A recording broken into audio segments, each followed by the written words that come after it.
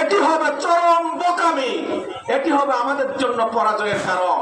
বরং আমাদের নিয়ত হবে আমরা এই কোরবানি কার জন্য দিচ্ছি?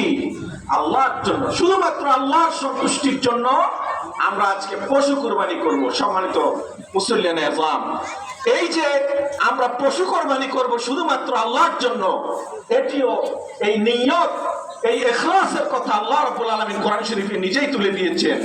ইন্না সালাতি, বলেন না সবাই, ইন্না সালাতি ওয়া নুসুকি ওয়া মাহইয়ায়া ওয়া মামাতি লিল্লাহি রাব্বিল আলামিন। আসলে মানুষ হিসেবে আমাদের আল্লাহর জন্য হয়ে যাওয়া ছাড়া এর চেয়ে বড় সার্থকতা, এর চেয়ে বড় সফলতা, এর চেয়ে বড় সুসংবাদ আর কিছুই হতে পারে না।